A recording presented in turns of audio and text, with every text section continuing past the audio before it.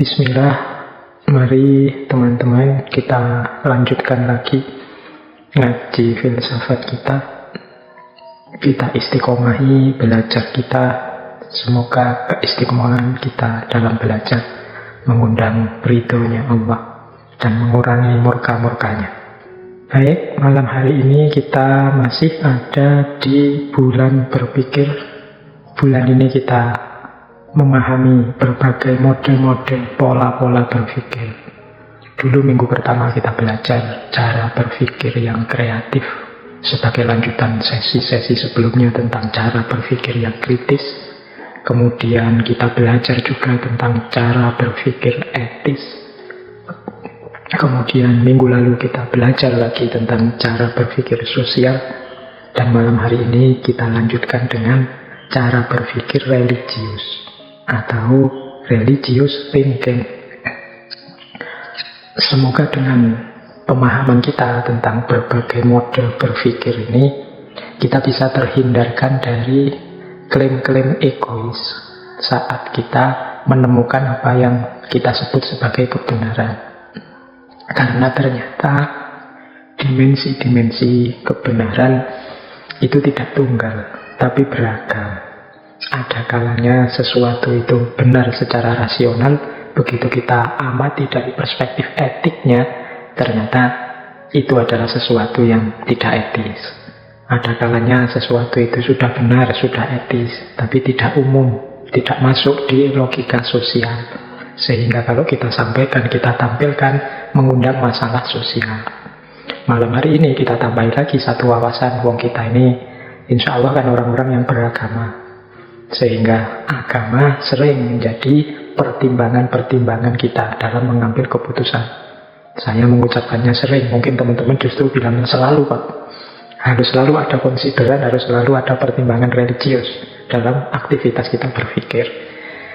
Ya memang etika, masyarakat, sosial, dan juga agama ini kan variabel-variabel hidup yang pasti akan ikut mewarnai keseharian kita. Dan tidak bijaksana kalau kemudian kita membuta, hanya fokus pada yang kritis, yang rasional saja, tidak peduli aspek etiknya, tidak peduli kearifan sosialnya, tidak peduli wawasan-wawasan keagamaan yang kita yakini saat kita memutuskan sesuatu. Jadi makanya filsafat itu disebut cinta pada kebijaksanaan. Untuk sampai pada terminal kebijaksanaan, itu kita tidak bisa hanya berhenti pada kebenaran rasional, tapi juga harus masuk pada pertimbangan-pertimbangan etis, pertimbangan-pertimbangan sosial, dan juga pertimbangan-pertimbangan religius untuk kita. Dan minggu depan, di minggu terakhir bulan ini, kita akan mengangkat tentang limit of reason. Ini untuk menegaskan, sebenarnya kita juga sudah tahu kalau manusia itu terbatas, termasuk akal pikiran, akal budinya juga ada batas-batasnya. Minggu depan kita pertegas ini dengan, oh ini tuh batas-batasnya akal itu. Sehingga meskipun kita orang pinter, makhluk cerdas, homo sapien, bukan berarti akal dan kecerdasan kita tak ada batasnya. Ada sangat banyak batas-batas di mana akal tidak berdaya. Tema kita malam hari ini religious thinking. Silahkan teman-teman santai saja, dinikmati saja. Paham, alhamdulillah.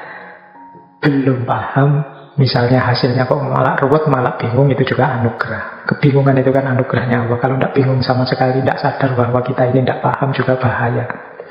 Jadi kalau di ranking itu yang paling tinggi ya yang bisa paham dan manfaat. Manfaat untuk hidup. Level bawahnya yang hanya paham saja, tidak ada manfaatnya. Pinter diskusi, pinter debat, tapi hidupnya kacau balau, tidak selaras dengan pikiran-pikirannya yang utama. Nanti di bawah itu orang yang tidak paham, tapi dia sadar kalau dia tidak paham. Mungkin dia mengalami kebingungan-kebingungan mencari pemahaman. Itu pun sudah anugerah luar biasa dari Allah, karena ada juga orang di bawah itu yang tidak paham, tapi dia tidak sadar kalau dia tidak paham. Akhirnya gayanya kayak sudah paham-paham, padahal dia belum paham. Apalagi hari ini ya, hari ini itu kan bagi saya ini peradaban yang menonjol sekali, gaya eksistensialnya. Setiap orang ingin eksis, sehingga matang tidak matang pokoknya harus tampil, kesusu ingin tampil.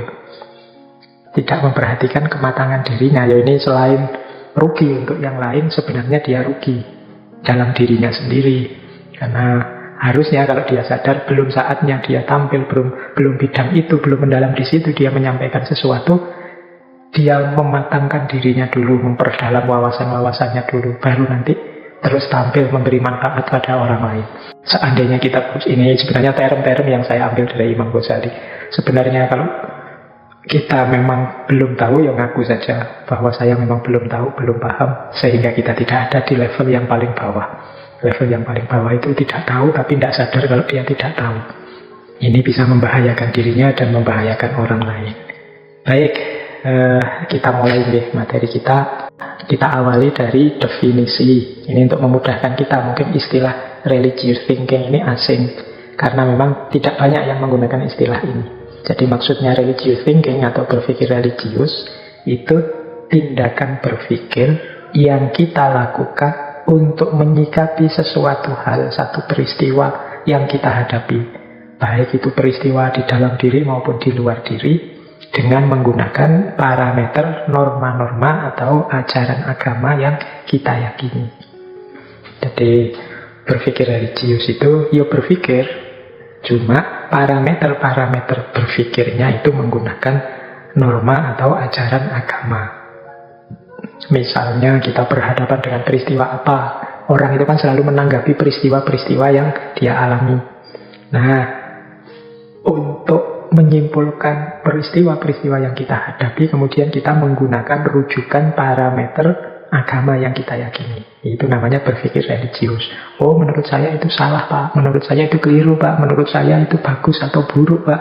Nah, dari mana kamu tahu? Dari mana kamu simpulkan? Ajaran agamaku, Pak, yang bilang begitu. Nah, itu namanya berpikir religius. Jadi itu juga berpikir. Jadi seperti saya bilang, berpikir itu ya perangkatnya akal, tapi sumbernya bisa dari mana-mana. Jadi sumbernya bisa dari naluri, bisa dari intuisi, bisa diberitahu orang, bisa macam-macam. Termasuk salah satunya sumber berpikirnya adalah agama. Itulah nanti yang disebut berpikir religius.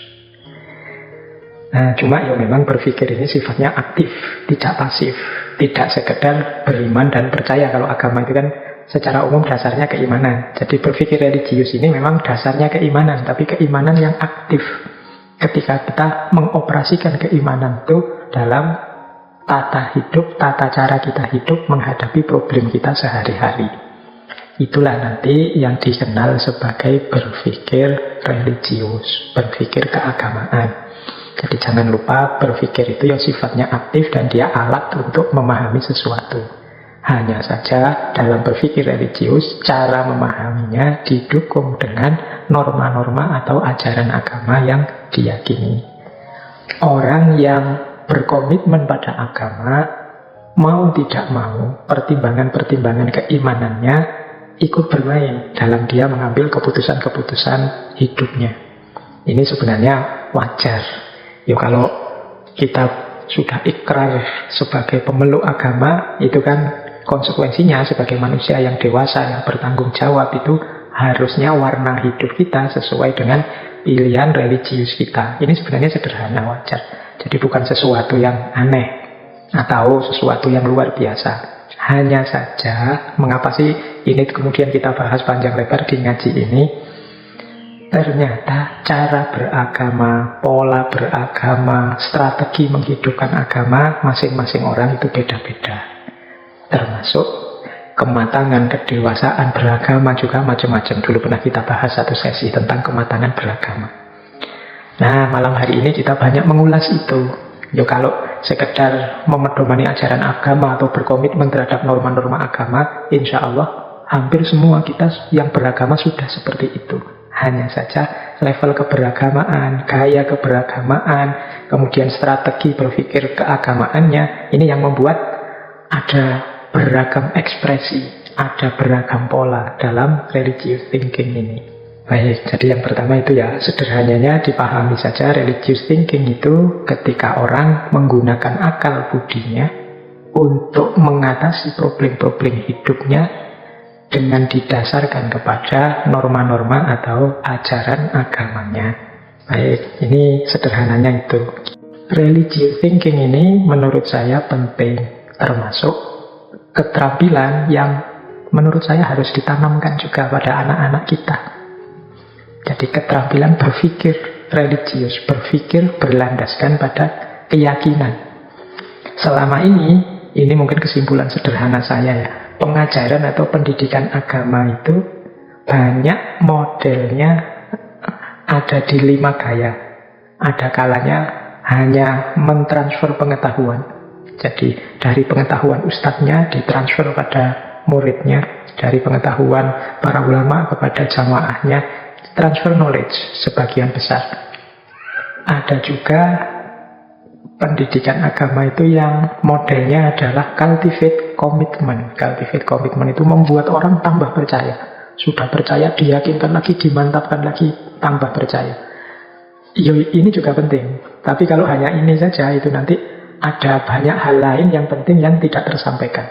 Kemudian yang ketiga, to train ritual competence. Biasanya pendidikan agama juga, apalagi untuk anak-anak, itu melatih melakukan ritual-ritual, latihan sholat, latihan puasa, dan lain sebagainya. Secara sosial, kadang-kadang pendidikan agama itu to sustain community. Jadi untuk melestarikan komunitas. Jadi kita mengajarkan agama pada anak-anak kita, pada murid-murid kita, itu kan sesuai dengan versi pemahaman kelompok kita. Dalam agama itu kan banyak ada aliran-aliran, ada madhab-madhab. Itu biasanya masing-masing madhab ingin memperkuat identitasnya. Sehingga pendidikan agama kadang-kadang tuh sustain community, untuk melanggengkan kehidupan bersama sesuai dalam komunitasnya. Dan yang kelima, to stimulate experiences, untuk mendorong pengalaman. Jadi mendorong, yuk jalankan ajaran agama ini, alamilah agungnya agama, alamilah kedekatan dengan Tuhan, dan lain sebagainya. Ini kan secara umum, selama ini pendidikan agama itu kan gayanya 1 di antara 5 tadi. Bukan berarti yang 5 ini tidak penting, semuanya penting.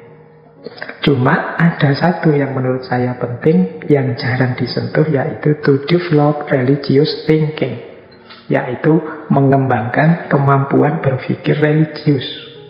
Jadi ini dalam rangka bagaimana caranya agar agama tidak sekedar sesuatu yang diketahui, dihafalkan, dan dijalankan, tapi dia jadi bekal menghadapi problem apapun dalam hidup. Nah, ini istilahnya religious thinking. Kalau dalam disiplin ilmu agama sendiri, ada sebenarnya bidang-bidang yang mengajarkan kita untuk mengelola materi-materi agama. Kalau dalam Islam misalnya ada ilmu tafsir, ada ilmu hadis, dalam kalam ada ilmu mantek, dan lain sebagainya. Itu kan alat-alat untuk berpikir religius di bidang keilmuan agama. Tapi kita kan mengidealkan agar agama ini tidak hanya hidup di ranah-ranah privat keberagamaan, tapi juga hidup dalam kehidupan nyata sehari-hari, jadi senjata kita mengatasi problem-problem hidup keseharian kita. Nah, disinilah kita membutuhkan namanya skill religious thinking, kemampuan berpikir religius. Seperti saya bilang tadi, kemampuan berpikir religius ini nanti berhubungan dengan mode keberagamaan setiap orang. Mode beragama yang mengimbas pada kemampuan berpikir religius inilah yang malam ini akan banyak kita dalami. Oke, baik, kita lanjutkan. Semoga tidak terlalu berat ya teman-teman. Semoga bisa ditangkap yang saya sampaikan ini. Mungkin nanti kalau ada teman-teman yang lain yang memang ahli di sini bisa nambah-nambahi, bisa melengkapi apa yang saya sampaikan. Baik, nah kemampuan berpikir religius ini nanti berhubungan juga dengan persepsi kita tentang cara beragama yang ideal. Bagaimana ya baiknya kita menjalankan agama itu. Nah, itu nanti ada pola-pola. Dalam catatan saya ada namanya theological style, ada namanya philosophical style, ada namanya mystical style.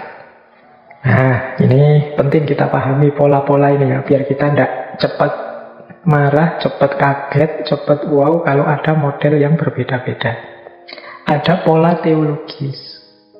Pola teologis ini dalam beragama diawali dari percaya, dilanjutkan dengan memahami, dan diwujudkan dengan menjalankan.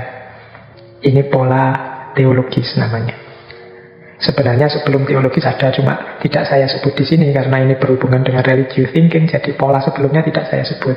Ada pola orang itu yang hanya percaya dan dijalankan dalam beragama. Pokoknya dikasih tahu ini loh yang harus dilakukan, dijalankan. Nah, itu gaya sebelumnya. Cuma di level religious thinking ini, berpikir agama, itu pola paling awal itu modelnya pola teologis. Pola teologis itu orang percaya dulu, beriman dulu, meyakini dogma-dogma agama, ajaran-ajaran agama. Setelah itu dipahami, jadi dalami ilmunya.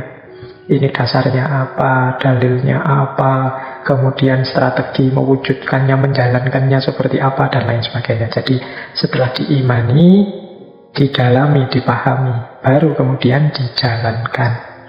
Ini gaya teologis namanya. Jadi ilmunya dipakai, wawasannya dipakai, untuk akalnya dipakai untuk memahami apa yang sudah dipercaya sebelumnya. Baru setelah itu dijalankan. Ini gaya pertama, namanya theological style.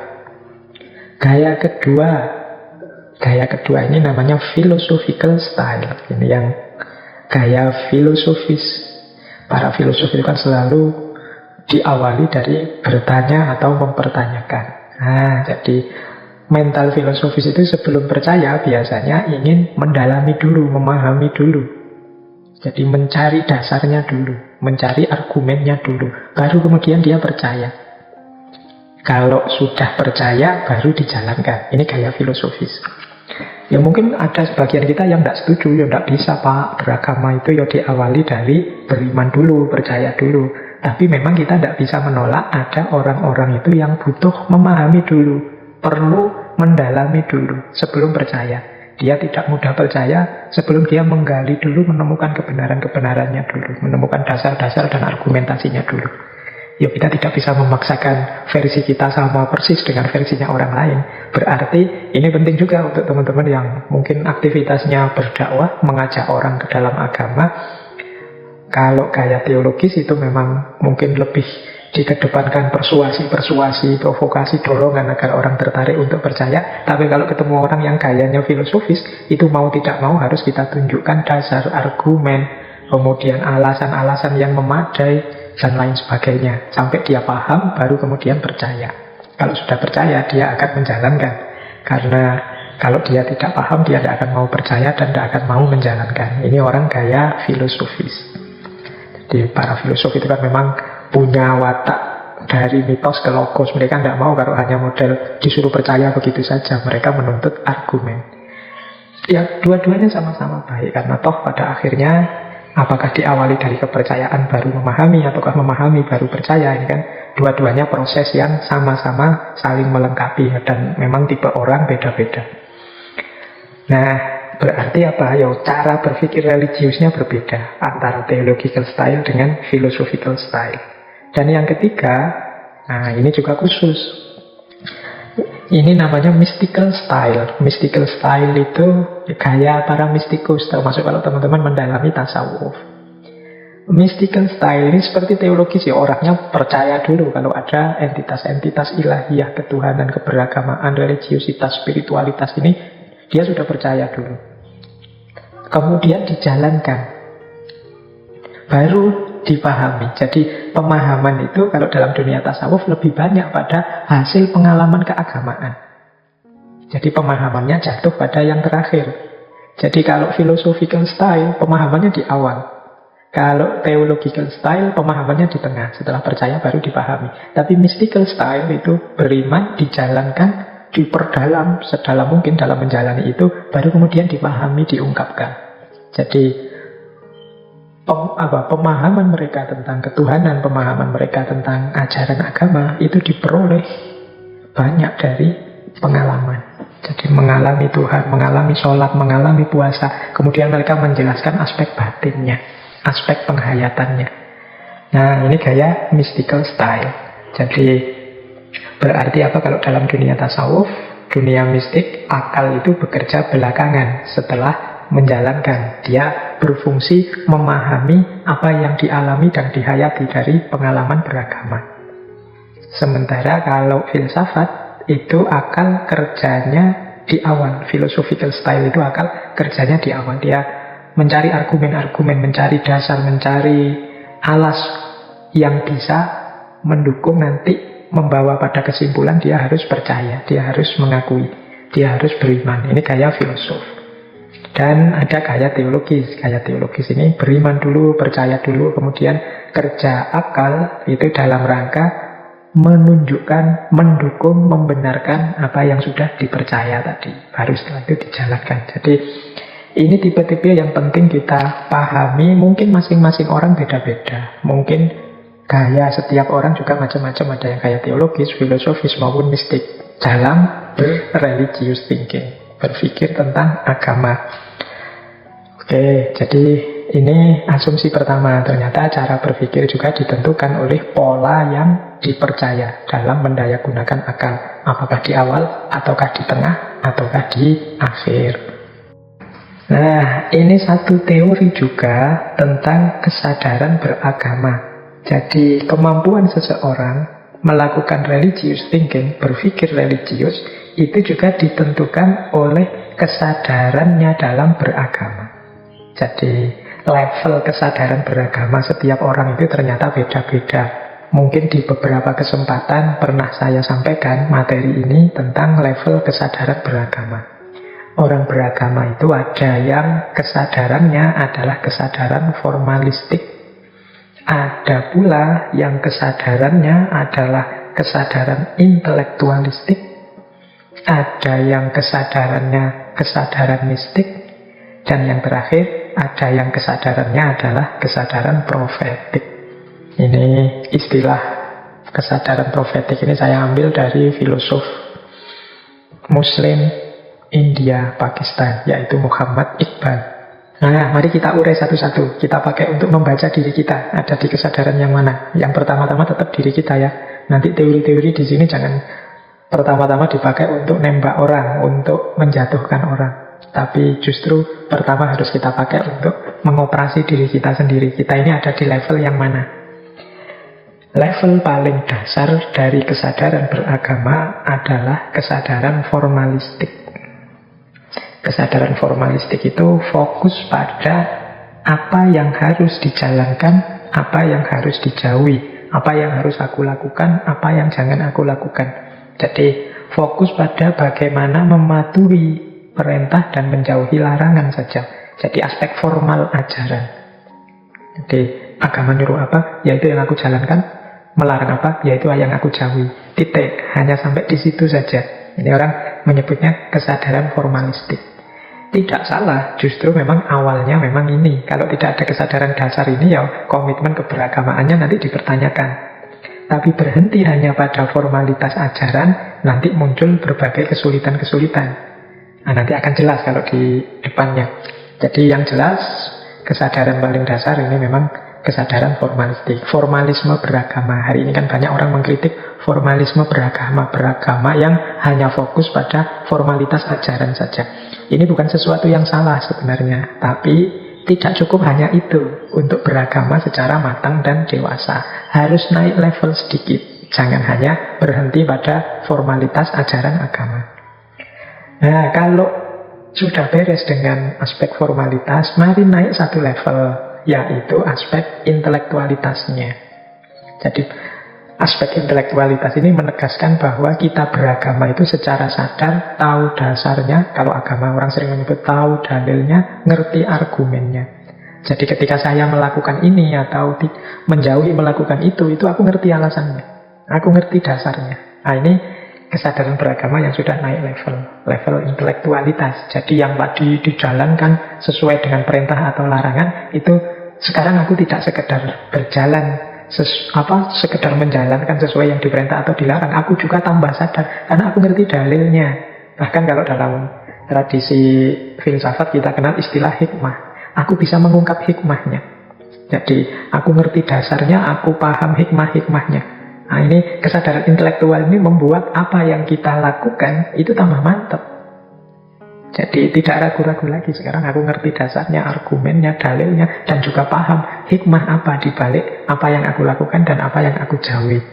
Nah, ini kesadaran kedua, level intelektualistik. Ya tentu saja antara kesadaran formalistik dan intelektualistik, pendaya gunaan akalnya dalam berpikir religius berbeda. Jadi kalau yang formalistik mungkin tidak terlalu banyak bekerja akal kita, tidak terlalu banyak bekerja pikiran kita, tinggal memahami apa yang diperintah kemudian menjalankan. Aku disuruh apa sih? Nah, cuma di level ini. Oh, disuruh ini karena ini perintahnya agama, ya sudah aku jalan. Aku disuruh apa sih? Oh, disuruh itu, dilarang itu, ya sudah aku jalan. Jadi kerja akal tidak banyak kalau hanya formalistik. Hanya saja akan lebih mantap kesadaran beragama kita kalau naik ke level intelektualistik. Karena kalau hanya berhenti di level formalisme, tanpa kita tahu dasar, argumen, hikmah, arah, tujuan, dan lain sebagainya, khawatirnya nanti kita terjebak pada kekakuan-kekakuan berpikir yang membuat kita tidak sadar bahwa yang kita lakukan itu ternyata tidak pas, ternyata keliru, ternyata ada banyak variasi lain yang berbeda-beda dari para ulama yang berbeda, ternyata kita jadi kaku, tidak luas. Ini juga berpengaruh dalam kehidupan beragama kita. Maka ya kalau memang ada kemampuan, ada waktu, disinilah pentingnya kita nambah ilmu terus, belajar terus. Paling tidak tentang hidup kita sendiri. Agama yang kita yakini, kita jalankan itu kan hidup kita. Kalau dalam filsafat kan kita dilarang hidup dengan asal saja. Nah, di antara bentuk keseriusan kita beragama itu ya tidak sekedar berhenti di level formalistik, tapi kita naik ke level intelektualistik.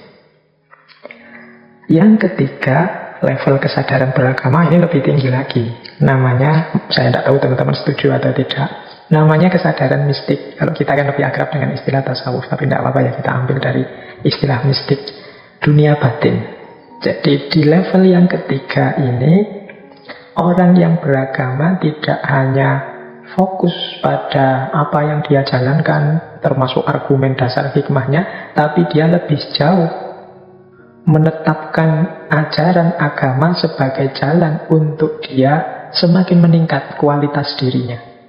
Sama seperti para sufi. Para sufi itu kan berusaha seserius mungkin untuk meningkatkan kualitas dirinya, tidak hanya level mental, tapi level terdalam spiritual, level rohaniah yang paling tinggi. Nah, itu kan gaya para mistik.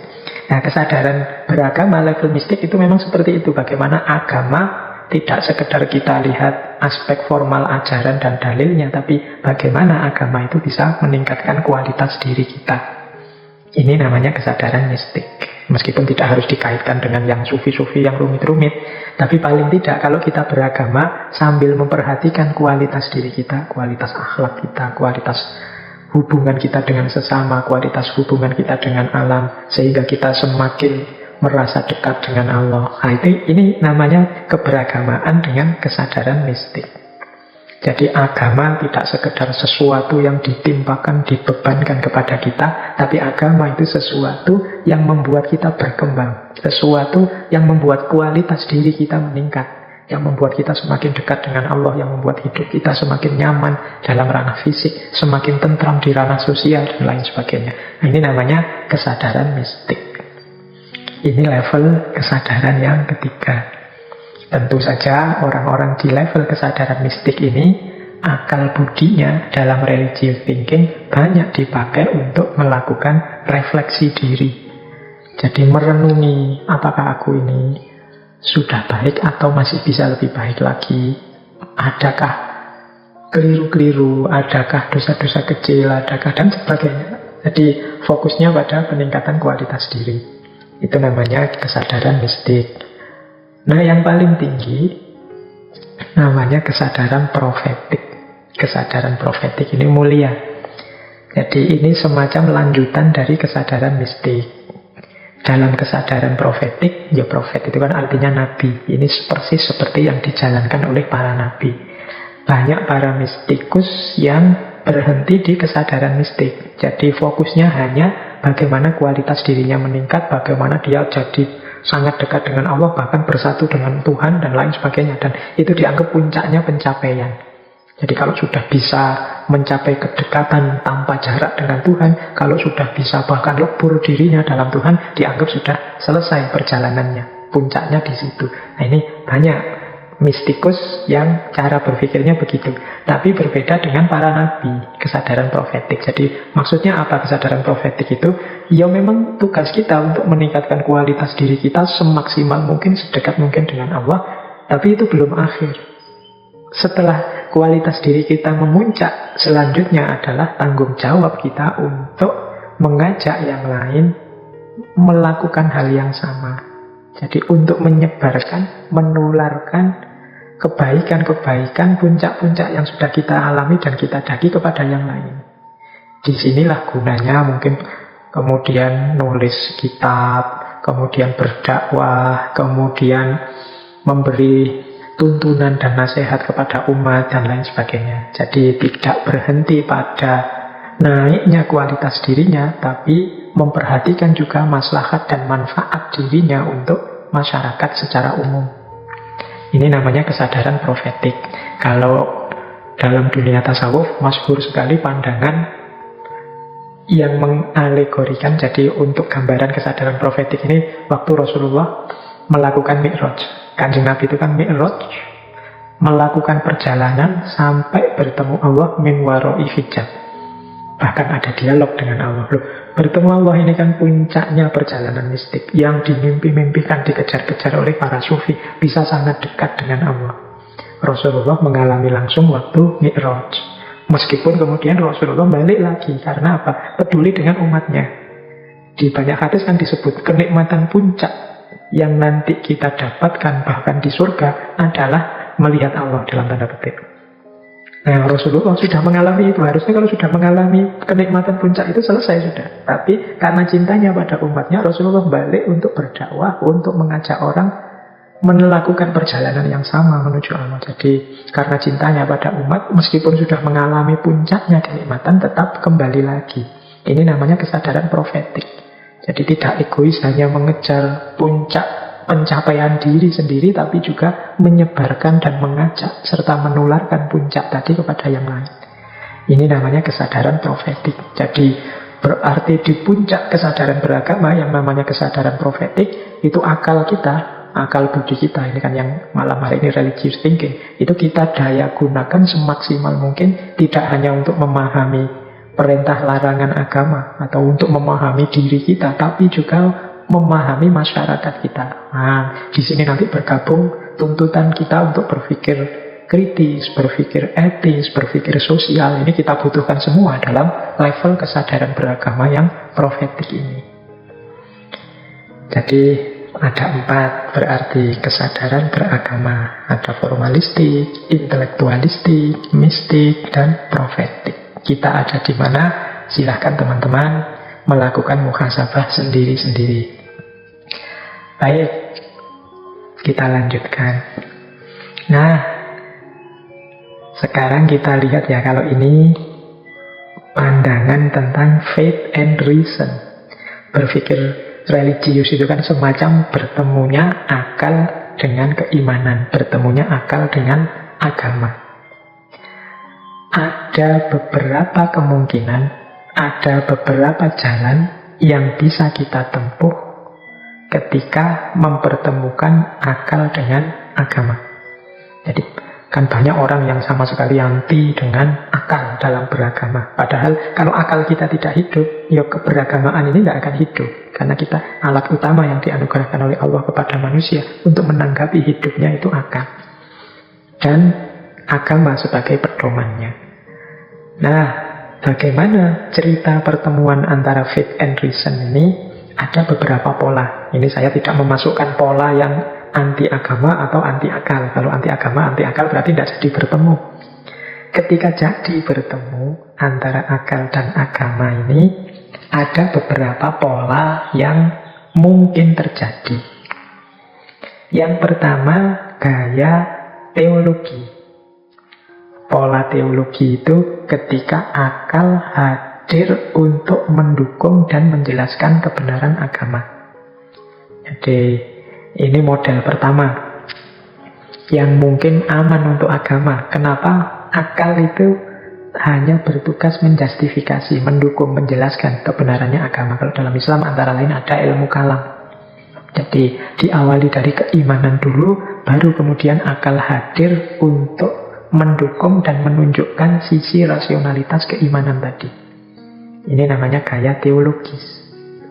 Jadi kalau ada orang yang masih ketakutan dengan pertemuan akal dengan agama, dalam gaya teologis ini aman situasinya, karena akal tidak bermain apapun selain dia mendukung dan menunjukkan benarnya agama. Ini gaya pertama. Ada gaya kedua. Gaya kedua, gaya mistik. Ini ada beberapa kali istilah mistik tadi ya disebut sebelumnya. Gaya mistik itu juga aman, karena akal justru datang paling belakang untuk menguraikan, menjelaskan penghayatan atau pengalaman agama kita. Kita percaya, kita menjalankan, dan kita menguraikan dan memahaminya dengan akal. Ini gaya mistik. Jadi pertemuan agama dengan akal, faith and reason itu bisa ada kalanya modenya mistik, bisa ada kalanya mode teologis. Kita tidak perlu takut, karena dalam model teologis maupun mistik, akal itu datang tidak di awal, tapi dia mendukung, menjelaskan, dan menguraikan kebenaran agama dan pengalaman agama. Yang ketiga, nah yang ketiga ini mungkin ada yang setuju, ada yang tidak setuju. Ini yang kita sebut sekuler. Jadi akal jalan sendiri sesuai dengan cara berpikirnya, tapi dia memberi ruang kepada agama.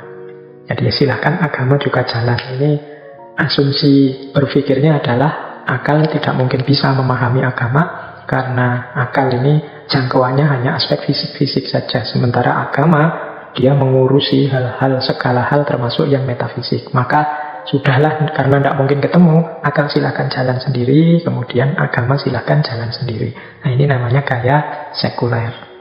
Jadi akal yang memberi ruang kepada agama.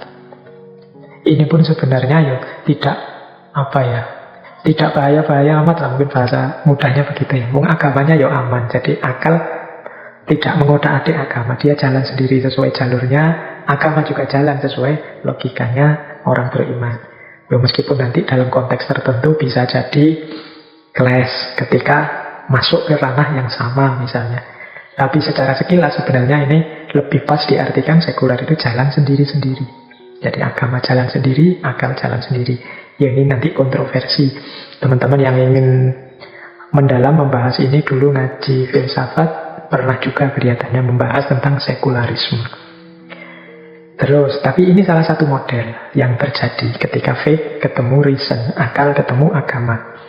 Kemudian ada pula gaya analitik. Gaya analitik ini akal kerjanya adalah di luar gelanggang. Jadi mungkin mahasiswa-mahasiswa yang nulis skripsi itu kan banyak yang melakukan penelitian terhadap agama dari luar gelanggang. Dia membaca fenomena agama kemudian menganalisisnya.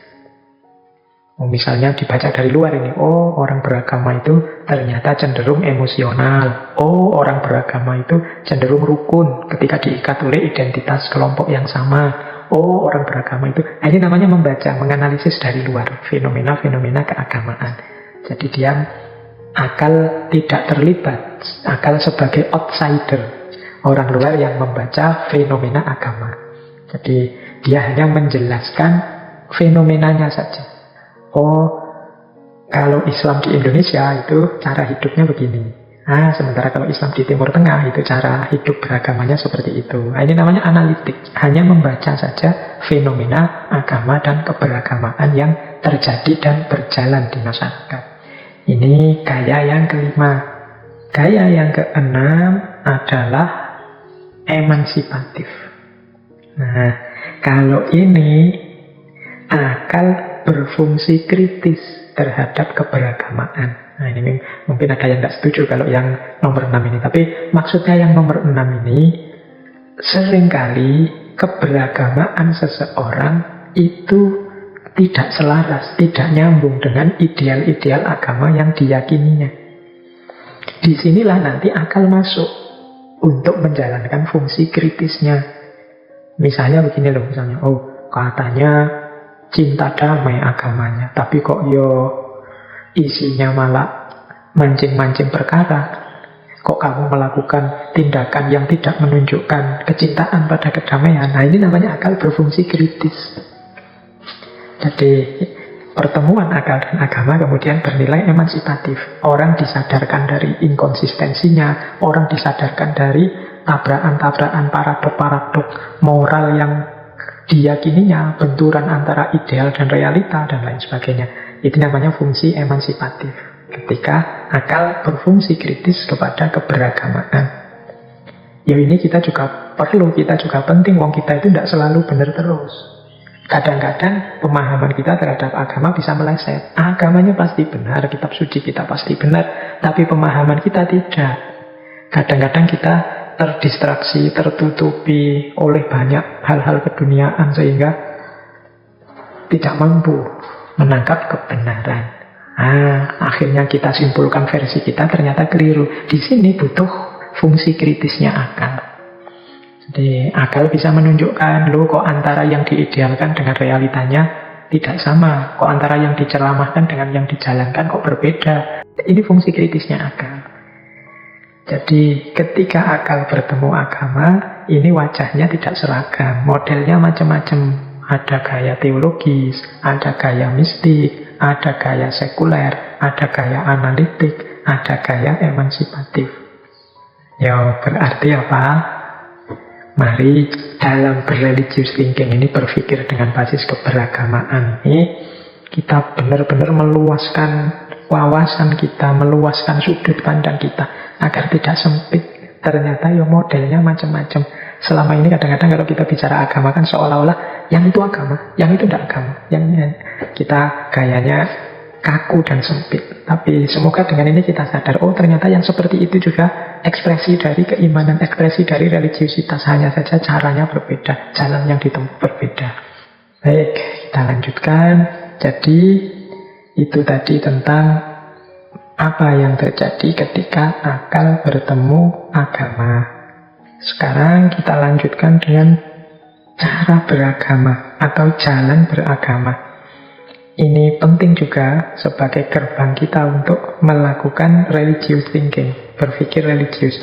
Jadi jalan beragama yang berbeda-beda ini menuntut keterbukaan berpikir kita untuk memahami para pejalan agama. Ternyata orang beragama itu fokusnya beda-beda. Jalan yang ditempuh juga caranya berbeda-beda. Meskipun sama-sama menerjemahkan ajaran-ajaran agama yang sama. Ini saya ambil dari bukunya Dale Kenyon yang judulnya Six Ways of Being Religious. 6 jalan untuk beragama. Ini nambah yang tadi ya, dalam rangka kita semakin luas wawasan kita tentang cara manusia beragama. Jadi manusia itu dalam menerjemahkan ajaran-ajaran agamanya secara umum ada 6 gaya. Jadi 6 cara dalam menghidupkan agamanya. Yang masing-masing tentunya membutuhkan ketelitian kita, kejelian kita dalam menanggapinya dengan akal budi kita. Ada gaya sacred right, ada gaya right action, ada gaya devotion, ada gaya shamanic mediation, ada gaya mystical quest, ada reasoned inquiry. Ini istilah-istilahnya bahasa Inggris yang memang saya ambil dari buku yang judulnya bahasa Inggris. Yuk kita urai satu-satu ya.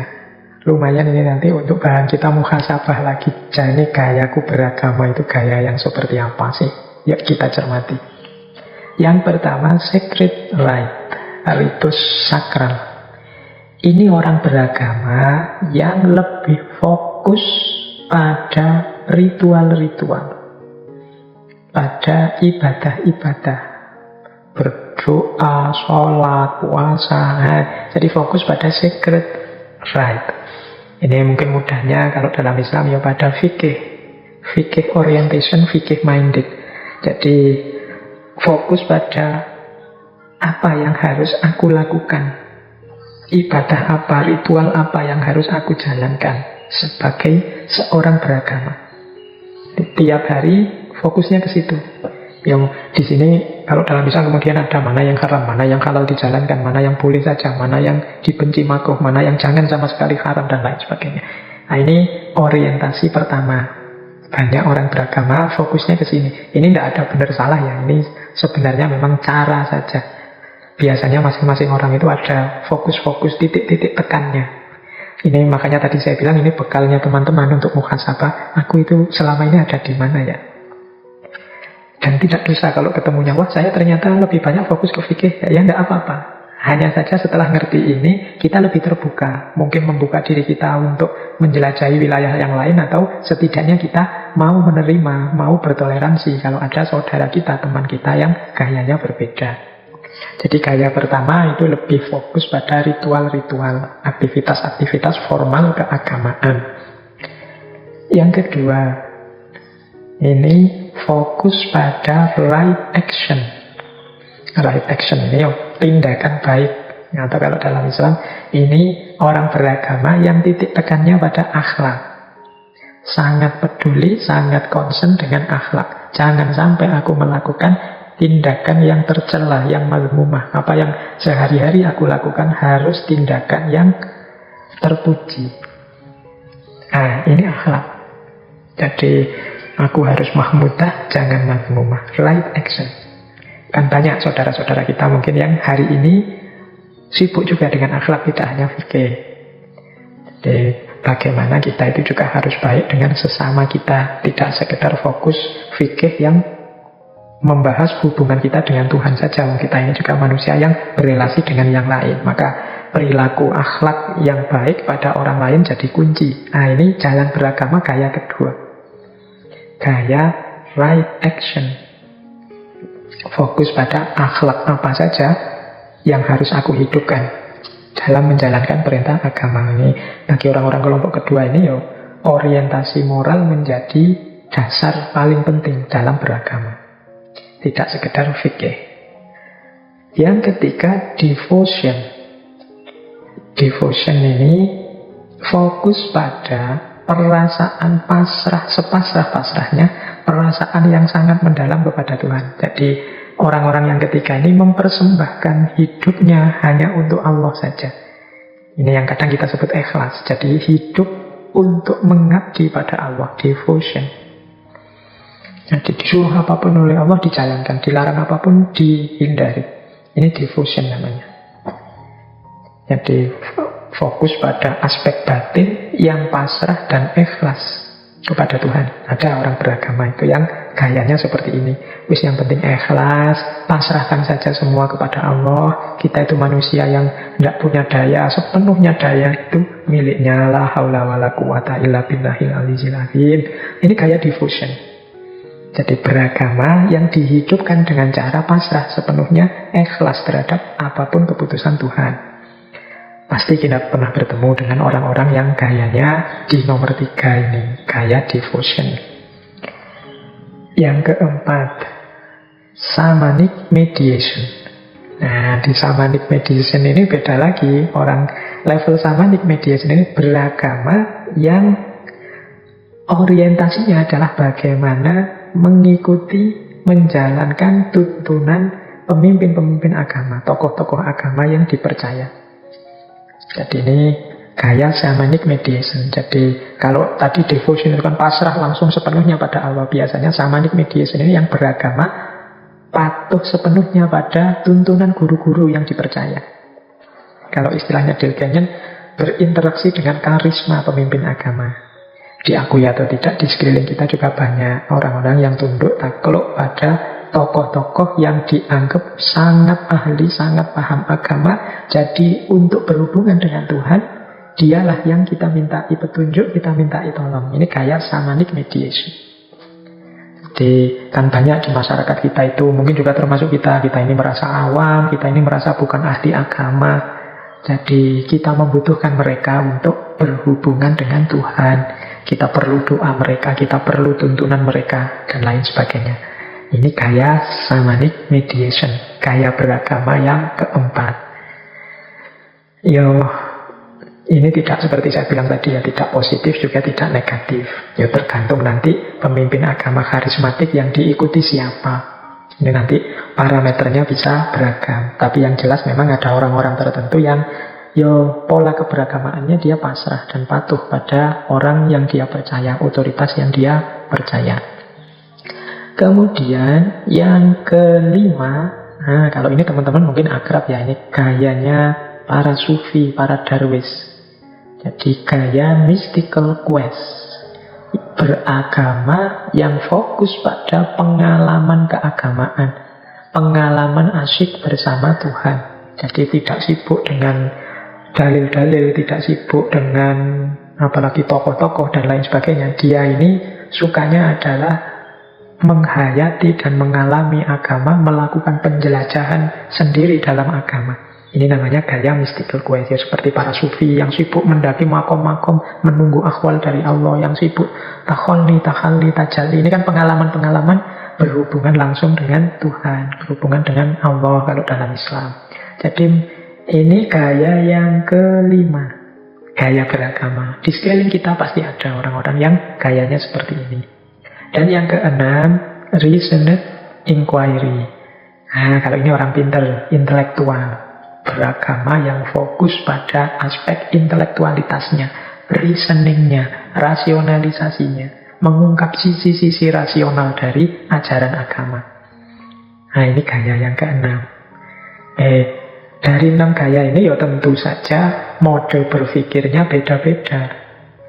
Kalau yang gaya sacred rite, gaya ritual, ya cara berpikirnya lebih banyak cara berpikir peribadatan. Kalau dalam Islam ya nalarnya nalar fikih. Jadi apa-apa difikirkan aspek fikihnya. Kalau yang right action ini nalarnya nalar akhlak moral. Mana yang lebih moral, ini seperti kita membahas 2 minggu yang lalu. Berpikir etiknya, cara berpikirnya etik. Kalau orang gaya beragamanya right action. Kalau yang devotion ini cara berpikirnya agak fatalistik. Fatalistik itu kan pasrahkan semuanya saja kepada Allah, serahkan saja semuanya saja kepada Allah. Ini gaya devotion, rasa mendalam saat berhubungan dengan Allah. Maka akal ditundukkan, dipasrahkan kepada Allah. Nah, ini cara berpikir model devosionik tadi. Kalau shamanic mediation, ini cara berpikirnya adalah cara berpikir otoritarianistik. Jadi sesuai dengan otoritas yang dia percaya. Jadi manusia itu kan terbatas. Kita itu dalam banyak hal sebenarnya menggunakan cara berpikir otoritarianistik. Jangan diketawakan orang-orang shamanic mediation ini. Kita juga dalam hidup kita, meskipun mungkin tidak dalam agama, di banyak bidang yang lain, kita itu punya, dalam tanda petik ya, otoritas-otoritas yang sepenuhnya kita ikuti. Misalnya kalau kita sakit, berobat ke dokter, itu kan kita sepenuhnya percaya pada dokter kita. Urusan laptop rusak, kita serahkan ke bengkel, itu kan kita percaya otoritas namanya. Jadi akal budi kita di model jalan beragama yang keempat ini, shamanic mediation ini, kita gunakan untuk mencari otoritas-otoritas yang tepat. Dan bagaimana cara mematuhi otoritas-otoritas tadi.